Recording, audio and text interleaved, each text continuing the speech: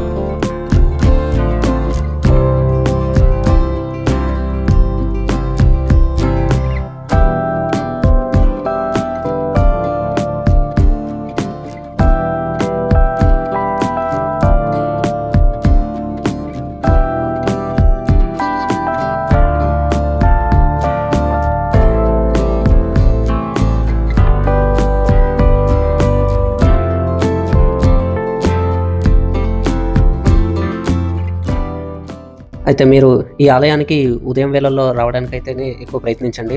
నేను ఈ ఆలయం సమయాలు కూడా చెప్తాను. ఉదయం 5 గంటల నుంచి మధ్యాహ్నం 1 గంట వరకు, తిరిగి సాయంత్రం 4:30 నుంచి రాత్రి 9 గంటల వరకు. ఈ ఆలయంలో ఫోటోలు కానీ వీడియోలు కానీ తీయొద్దని ఇలా బోర్డ్స్ అయితే ఉంటూ ఉంటాయి. కానీ తీసుకునే వాళ్ళు కొంచెం ఈ ద్వారం వెనక వైపు నుంచి బయటకు వచ్చాక తీసుకోండి ఇలాగైతే. కానీ లోనికి వెళ్ళిన తర్వాత దర్శనం చేసుకునే టైంలో అయితే మీరు ఫొటోస్ అండ్ వీడియోస్ అయితే తీసుకోకండి. అయితే ఈరోజు గణతంత్ర దినోత్సవం కాబట్టి ఆలయానికి ఎదురుగా వాటికి సంబంధించిన ఏర్పాట్లు అయితే ఇక్కడున్న పూజారితో సహా మిగతా వాళ్ళు చేస్తున్నారు ఏర్పాట్లు. ఈ ఆలయం నిర్మాణ శైలి మరియు పూజా విధానం ఒరిస్సాలో ఉన్న పూరి జగన్నాథ ఆలయ సాంప్రదాయాలను అనుసరించి రూపొందించారనమాట. అయితే ఇక్కడ పూజా విధానాలు, నైవేద్యం అండ్ ఉత్సవాలు జగన్నాథ సాంప్రదాయ ప్రకారమే జరుగుతాయన్నమాట. అయితే ఇక్కడ అద్భుతమైన విషయం అని నాకు అనిపించింది ఏంటంటే, పూరి నుంచి వచ్చిన పూజారి ఇక్కడైతే ఆ స్వామికి పూజలు అయితే చేస్తూ ఉంటాడనమాట. అంటే ఇక్కడున్న పూజారులు మొత్తం ఆ ఒరిస్సా నుంచి వచ్చిన వాళ్ళే. ఒరిస్సాలో ఒరిజినల్గా పూజారులు ఉంటారు కదా, వాళ్ళు వచ్చేసి ఇక్కడ ఈ పూరి జగన్నాథ ఆలయంలో పూజలు అయితే చేస్తూ ఉంటారనమాట. రోజు భక్తులు దర్శనం చేసుకొని శాంతి ఆశీర్వాదాలు అయితే పొందుతూ ఉంటారు. అయితే ఆ పూరి జగన్నాథ్ దర్శనం అయిపోయాక మీరు ఎడం వైపుకి వచ్చారంటే మీకు ఇక్కడ శివాలయం ఒకటి కనిపిస్తూ ఉంటుంది. ఈ ఆర్కిటెక్చర్ మొత్తము మీకు పూరి జగన్నాథ్ ఆలయంలో ఎలా ఉందో సేమ్ యాజ్ ఇట్ ఈజ్ అలాగే ఇక్కడ కూడా ఆలయాల్ని అలాగే డిజైన్ చేశారనమాట. ఈ శివాలయంలో మీకు శివుడు లింగ రూపంలో దర్శనం అయితే ఇస్తాడనమాట. అండ్ అలాగే మీకు ఇక్కడ పైన చూస్తే నటరాజు రూపంలో కూడా మీకు శివుడు దర్శనం ఇస్తాడు. ఒకేసారి 2 రూపాలతో దర్శనం ఇవ్వడం నేను చూడడం ఇదే మొదటిసారి. అయితే ఈ పైన కనిపిస్తున్న విగ్రహాలు కొంచెం నాకు ఐడియా అయితే లేవు. ఎవరైనా తెలిసిన వాళ్ళు ఉంటే కొంచెం కామెంట్ అయితే చేయండి. ఇక్కడ పైన వాటి యొక్క పేర్లు అయితే ఏం లేవు కదా, కాబట్టి కొంచెం ఐడియా లేదు. తర్వాత మీకు ఇక్కడ విఘ్నేశ్వరుడు అయితే ఉంటాడనమాట. దానికి సంబంధించిన ఆలయం ఈ పక్కనే ఉంటుంది, శివాలయం పక్కనే. అయితే ఇక్కడ చూస్తే మీరు ఇక్కడ గోడలు ముట్టుకోవద్దు, అండ్ అలాగే వాటికి ఉన్న ఆ స్తంభాలకి ఉన్న మీరు ఆర్కిటెక్చర్ చూస్తున్నారు కదా, వాటిని అయితే ఏవి ముట్టుకోవద్దు అని చెప్పి ఇక్కడ ప్రతి ఒక్క ఆలయంలో రాసుంటారనమాట. మీకు ఇక్కడ మొత్తం 6 దేవాలయాలు అలాగే నవగ్రహాలు ఉంటాయన్నమాట. అవి ఏంటంటే ముందుగా మనకి శివాలయం, ఆ తర్వాత వినాయకుడు, ఆ తర్వాత మాబిలమ్మ, తర్వాత దుర్గమాత, తర్వాత లక్ష్మీ అమ్మవారు, తర్వాత హనుమంతుడు. మీకు ఇవన్నీ చూపిస్తాను. వీడియోని మాత్రం ఎక్కడా స్కిప్ చేయకుండా చూడండి.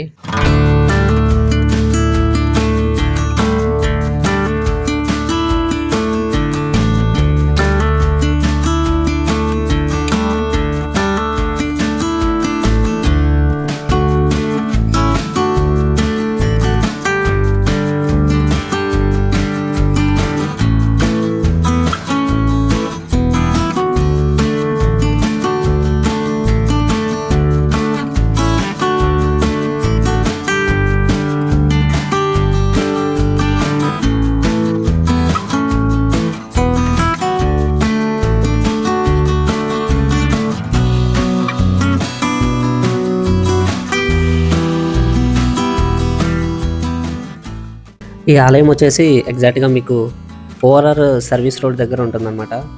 వైఎస్ఆర్ కాలనీ, కొంతమంది వైఎస్ఆర్ కాలనీ అంటున్నారు, కొంతమంది కేబీఆర్ కాలనీ అంటున్నారు. సో రెండిట్లో కొంచెం కన్ఫ్యూజన్ అనమాట. అయితే మీకు కరెక్ట్ అడ్రస్ కావాలి అంటే నేను ఇక్కడ మ్యాప్స్లో కూడా మెన్షన్ చేస్తాను, మీరు కన్ఫ్యూజ్ అవ్వకుండా వచ్చేయచ్చు. Exit number 4 ORR service road, IDA Bollaram, Hyderabad, Telangana. ఇదే ఈ ఆలయం యొక్క పూర్తి అడ్రస్. తర్వాత ముందుకొస్తే మీకు మా బిమల అమ్మవారైతే ఆలయం కనిపిస్తుంది. ఇక్కడ మీరు చూస్తున్నారు కదా.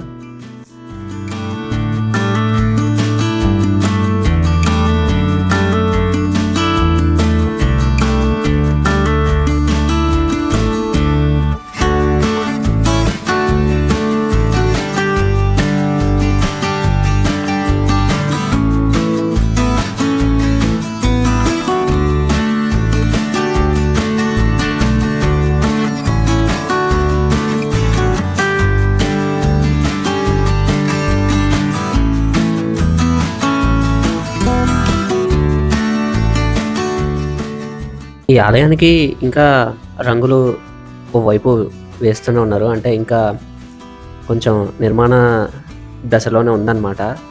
కానీ నేను ఇక్కడ ఆగి కొంచెం ఈ విగ్రహాలని ఇవన్నీ చూద్దామని చెప్పి రికార్డ్ చేస్తున్నాను.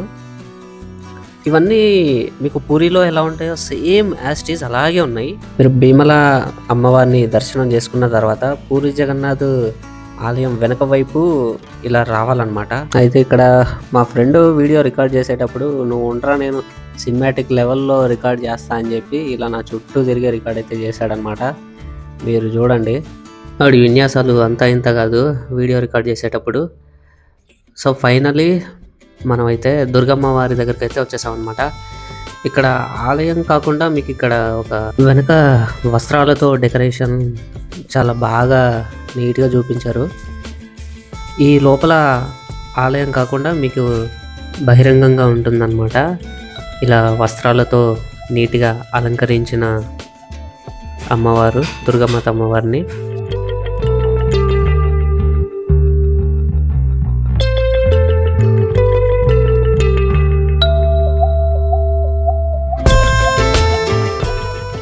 మీరు దుర్గామాతని దర్శనం చేసుకున్న తర్వాత మీరు ముందుకి నడుచుకుంటూ వస్తే మీకు ఇక్కడ చిన్నగా ఒక స్థలంలో మీకు నవగ్రహాలు అయితే కనిపిస్తూ ఉంటాయి.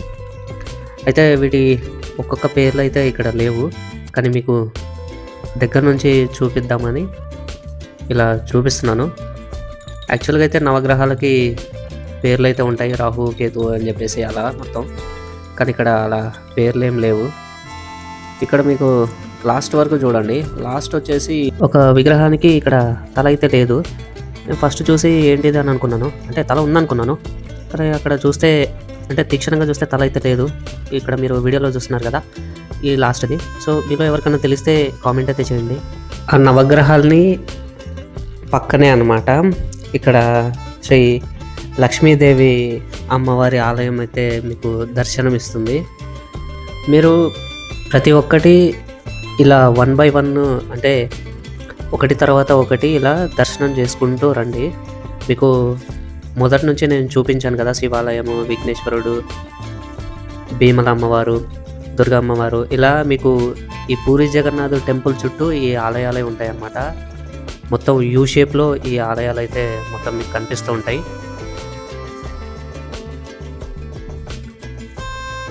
తర్వాత మీకు శ్రీ ఆంజనేయ స్వామి ఆలయం అన్నమాట. ఇది ఇక్కడున్న ఆలయాల్లో చివరి ఆలయం.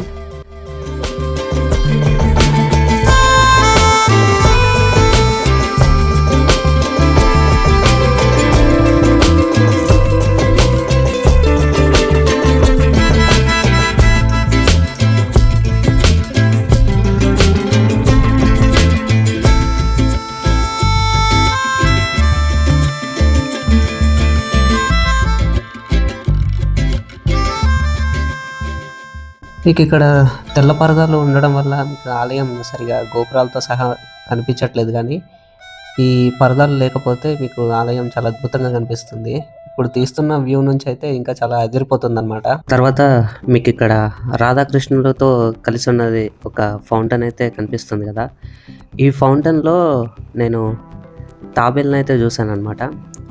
ఈ కింద మీకు ఒకటి కనిపిస్తుందా క్లియర్గా? దాని తర్వాత మీకు ఇంకా లేవు అనేసి అనుకున్నాను, కానీ రైట్ సైడ్ కార్నర్లో అక్కడ 2 అయితే ఉన్నాయన్నమాట. వీడియోలో మీకు కనిపిస్తుందో లేదో, 2 పెద్దవి, ఒక చిన్న టార్టాయిస్ అయితే ఉన్నాయన్నమాట. అయితే తాబేల్ని పెంచుకోవడం చాలా మంచిదని అంటూ ఉంటారు, కాబట్టి మనం చాలా అరుదుగా చూస్తుంటాం మన ఇళ్ళ దగ్గర. కానీ ఇలాంటి ఆలయాల్లో చూస్తే మీకు అవి స్వేచ్ఛంగా తిరుగుతూ మీకైతే కనిపిస్తాయి. మీకు వీలుంటే పెంచుకోవడానికి అయితే ట్రై చేయండి. ఇక్కడ కనిపిస్తున్నవేమో మీకు స్టాల్స్ అనమాట, అంటే పూజా ఐటమ్స్ ఉంటాయి కదా, టెంకాయలు, ఆర్తికపురము, అగరబత్తులు, సో అన్నీ దొరికే షాప్ అనమాట. ఉదయం నేను వచ్చినప్పుడు అయితే ఓన్లీ ఒక 2 అయితే ఓపెన్ చేశారు, బట్ ఇప్పుడు 3 ఓపెన్ చేశారు, అందుకే వీడియో అయితే రికార్డ్ చేశాను. ఈ ఆలయాన్ని దర్శించడానికి వచ్చినప్పటి నుంచి తిరిగి ఇంటికి వెళ్ళే వరకు అసలు వదలాలని అనిపించలేదన్నమాట. ఇక్కడే ఉండిపోవాలి అన్నంత నచ్చేసింది ఈ ఆలయం అయితే నాకు. అయితే ఈ ఆలయంకి చుట్టుపక్కల ఉన్న వాళ్ళందరూ దాదాపు ఒరిస్సా నుంచి వచ్చిన వాళ్ళే. అయితే అక్కడ ప్రసాదం ఇచ్చేవాళ్ళు కానీ, కింద స్టాల్స్లో ఉన్న వాళ్ళు కానీ, ఈ పూజారులు కానీ మొత్తం ఒరిస్సా నుంచి వచ్చిన వాళ్ళే. నేను ఆగి అక్కడ కనుక్కుంటే కూడా చాలామంది హిందీలోనే మాట్లాడుతున్నారు. మీరు ఎక్కడి నుంచి వచ్చారు అంటే యూపీ నుంచి వచ్చామని చెప్పేసి అయితే అంటున్నారు. దాదాపు అందరూ ఒరిస్సా నుంచి వచ్చిన వాళ్ళే. అయితే ఈరోజు గణతంత్ర దినోత్సవం కాబట్టి ఈ ఆలయం ఎదురుగా ఏర్పాట్లు అయితే చేస్తున్నారని స్టార్టింగ్లో చెప్పాను కదా, వీడియో స్టార్టింగ్లో. అయితే ఇంకా వెళ్ళిపోదామని చెప్పేసి అనుకున్నప్పుడు ఈ ఆలయం కమిటీ వాళ్ళు వచ్చేసి, ఆగండి కొంచెం, ఇక్కడ జెండా అయితే ఎగరేస్తారు కదా, సో కొంచెం సేపు ఆగండి అనేసి చాలామందిని అయితే ఆపుతున్నారు. సో నేను కూడా జెండా ఎగరవేస్తే చూద్దామని చెప్పేసి మేము కూడా వెయిటింగ్ అయితే చేస్తున్నాం అనమాట. వెయిట్ చేయడం ఎందుకు అని చెప్పేసి చిన్నగా వీడియో అయితే రికార్డ్ చేయమని మా ఫ్రెండ్కి చెప్పాను. సో వాడైతే రికార్డ్ చేస్తున్నాడు అనమాట ఇదంతా. ఇక్కడ ఉన్న వాళ్ళు చాలామంది మనతో చాలా ఫ్రెండ్లీగా అయితే ఉంటున్నారు. వీళ్ళెవరో బయట నుంచి వచ్చారు అని చెప్పేసి అలా భేదాలు ఏం లేవన్నమాట. ఏది అడిగినా మంచిగా నీట్గా చెప్తున్నారనమాట సమాధానం. కొన్ని ఏరియాస్కి వెళ్ళామంటే వేరేలా ట్రీట్ చేస్తారు కదా, సో అలాంటివి ఏమి ఇక్కడ లేవన్నమాట. వీళ్ళు చాలా ఫ్రెండ్లీగా ఉంటున్నారు. అయితే చూస్తూ ఉండగానే ఈ జెండాని పోస్ట్ చేయడానికి ఆ ఏరియా లోకల్ వాళ్ళు ఎవరో వచ్చారనమాట. వీళ్ళెవరో మనకైతే తెలీదు. వాళ్ళకి ఇక చూస్తున్నారు కదా వీడియోలో, వాళ్ళకి అలా సన్మానాలు అయితే చేశారనమాట. వీళ్ళు ఎవరనేది నాకైతే ఐడియా లేదు. బట్ ఆ సన్మానం అయితే చేసి తర్వాత వీళ్ళతోటి ఫ్లాగ్ హోస్టింగ్ అయితే చేయించారనమాట. మీరు కూడా చూడండి వీడియో.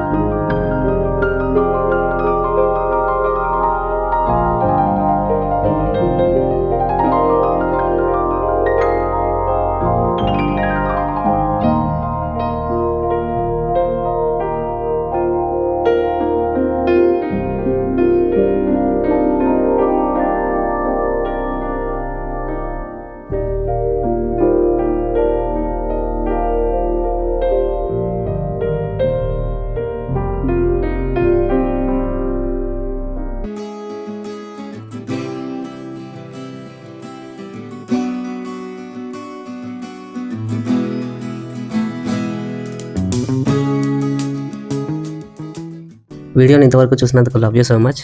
మీకు కనుక నచ్చినట్లయితే ఖచ్చితంగా లైక్ చేయండి, షేర్ చేయండి. ఇంకా కొత్త వాళ్ళు ఎవరైనా చూస్తున్నట్లయితే తప్పకుండా సబ్స్క్రైబ్ చేసుకోండి. మరిన్ని టెంపుల్ వీడియోస్తో మళ్ళీ మీ ముందుకు వస్తాను. అంతవరకు సెలవు. జై భారత్, జై హింద్.